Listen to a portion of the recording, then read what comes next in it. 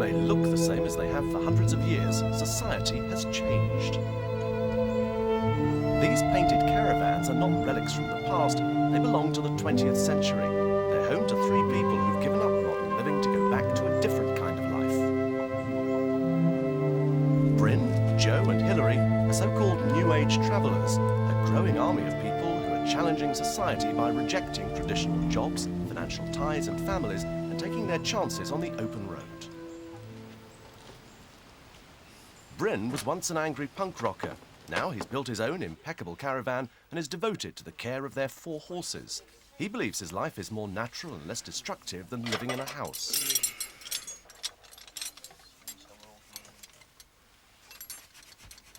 Joe gave up an advanced level education and a series of dead-end jobs. Now he's content to let the horses set the rhythm of his day. You're getting better. That's all anyway. Hilary believes their outdoor life is better for her 8-month-old daughter, Tess.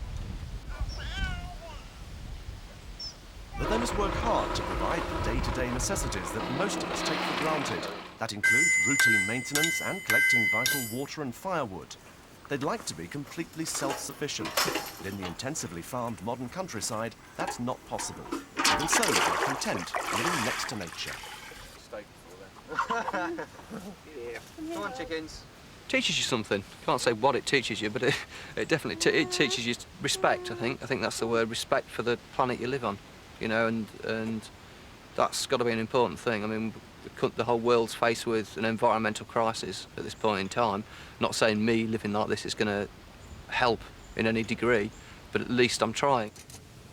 It's believed there may be more than 50,000 New Age travellers in Britain, and that number is rising as many escape unemployment and disillusionment.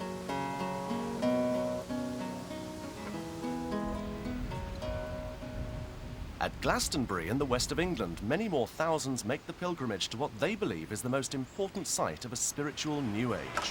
The hill and surrounding area is regarded as the ancient Isle of Avalon, a site of mystic significance for several thousand years. Visitors come here from all around the world.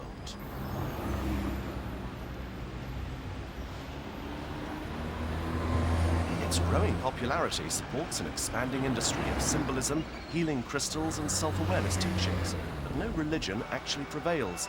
New Agers say anything goes in Avalon. They believe that the line between the spiritual and physical worlds is thin here.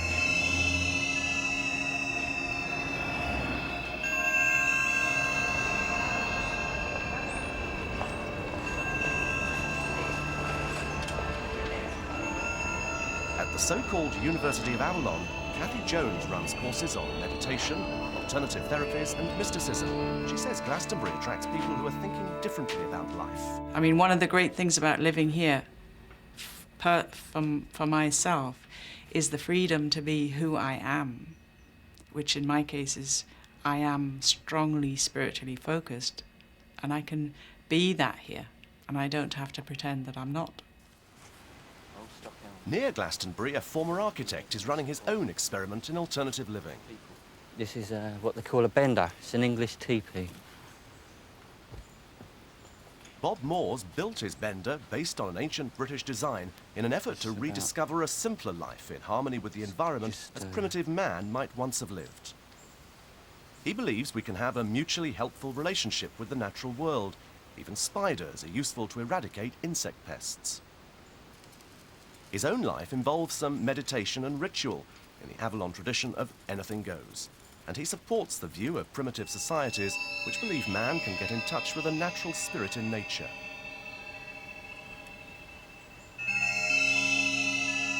The bender is the centre of a strip of land where he practices sustainable agriculture. He says the 2-acre plot produces enough food for a family, and he's convinced a return to this kind of small-scale farming can help stop an environmental disaster caused by overexploitation and pollution.